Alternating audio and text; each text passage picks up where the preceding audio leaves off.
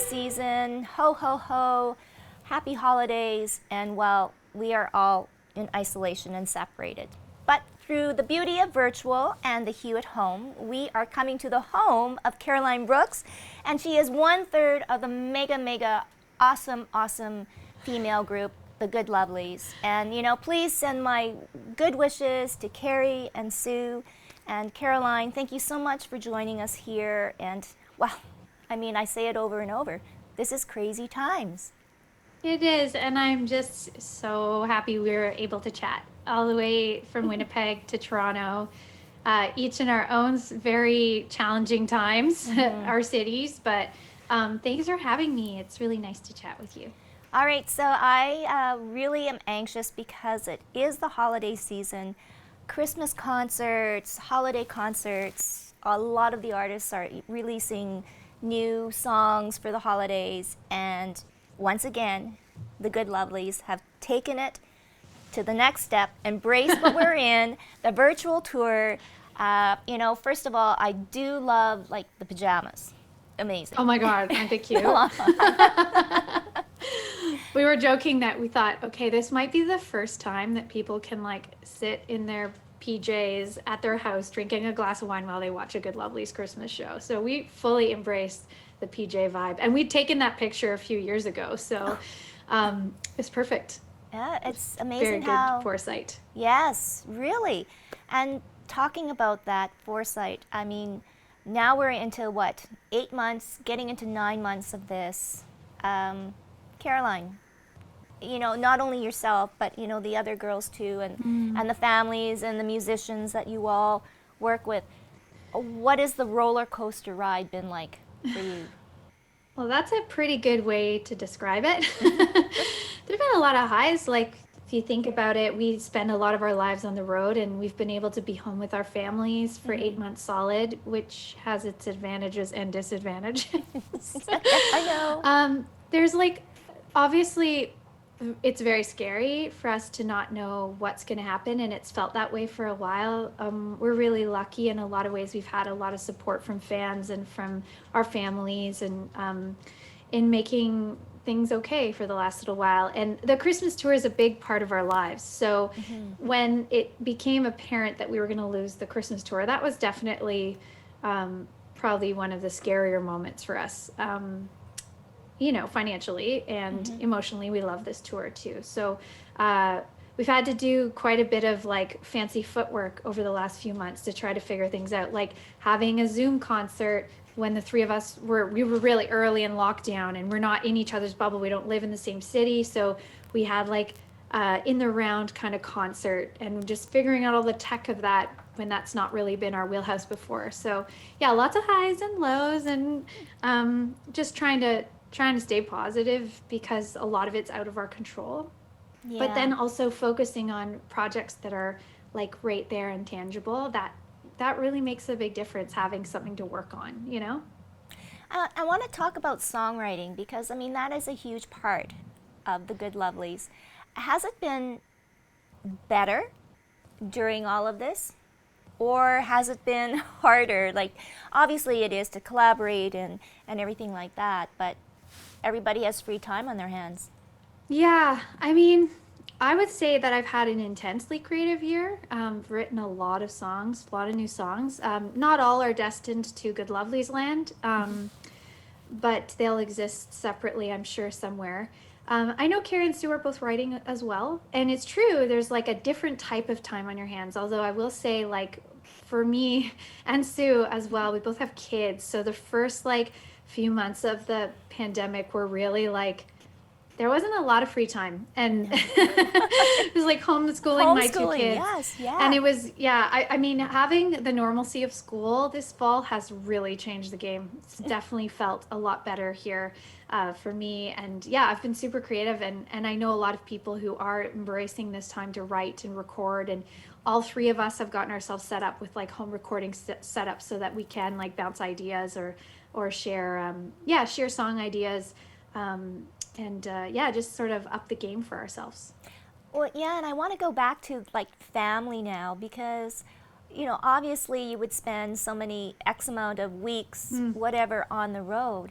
and now being totally 24/7 with your family, which is, obviously has its great, advantages, but how did you cope too? Because you said homeschooling and juggling and like trying to write and trying to push forward, the tours or whatever and what that's going to look like.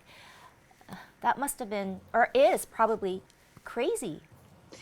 Yeah, I mean, my kids are young, so they are definitely in that stage of life where they need a lot of guidance and attention.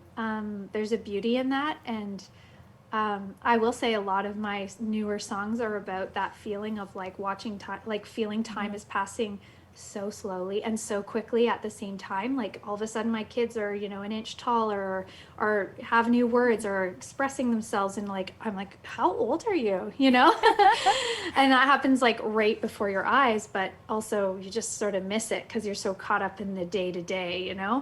But yeah, I think it's been interesting for a lot of us because we are a lot of, I'll just speak for some of the touring moms that I know, is that when we're home, we're like in it. We're in it, all hands on deck. We're here, we're doing a lot of the daily, we're just tending to the house and the needs of our kids. And one of the things is that we can step away from that when we're on tour and really separate from it. Not fully emotionally, obviously, but like to have time to ourselves. And without that, it's been really interesting for me to learn about some boundaries that I needed to draw. And I'll be like, no, I think I need some time to myself. Yes. But I have listened to crazy good support network. So we've been really lucky, and my partner is amazing. So that definitely has helped. Yeah. So that's interesting when you say, okay, I need me time. Have you found a different kinds of outlets now that normally you never would, because it'd be strictly music? It'd be like, okay, whatever on that end of it, of the Good Lovelies. But have you found interesting new things for Caroline? Oh, that's a great question. Well, I would say my biggest thing this year is that I got a dog. His name is Jim, and he's just right over here hanging out with me. He's so cute. And a big outlet for me is just like being on my feet, going for walks, and spending time with him, because it's a different kind of companionship. They so don't that's been talk really back. nice. No, I mean, they eat your shoes. I know, but They're hey. expensive shoes. Oh, no. Okay. You just need to put them on the top shelf now. I know. I need a closet. I live in Toronto. There's no closet. Oh my God.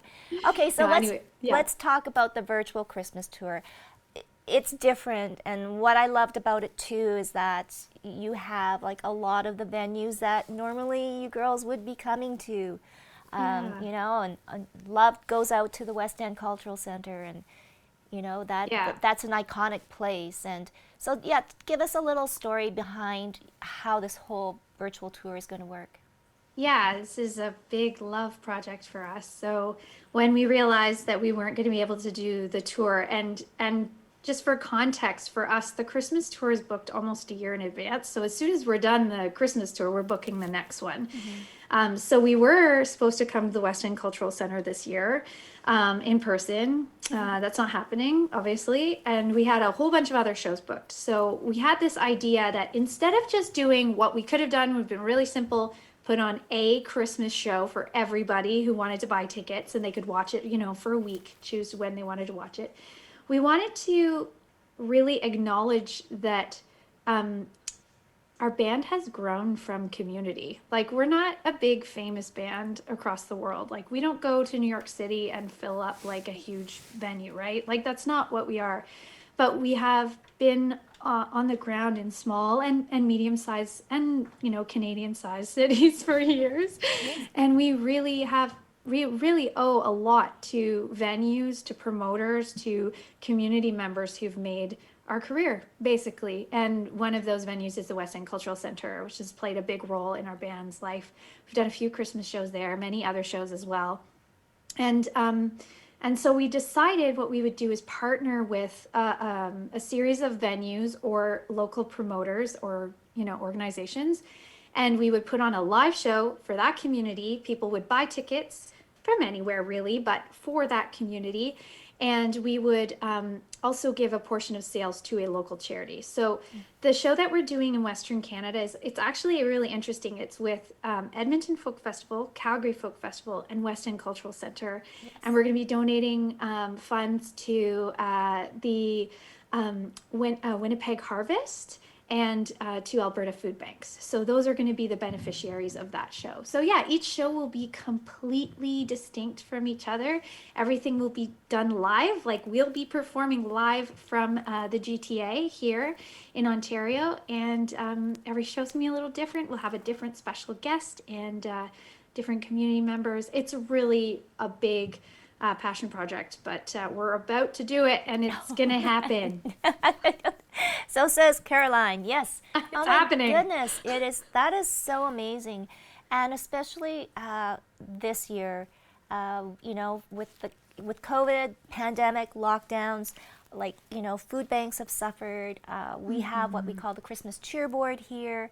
That was supposedly, there it wasn't going to happen. Now miraculously, it will happen.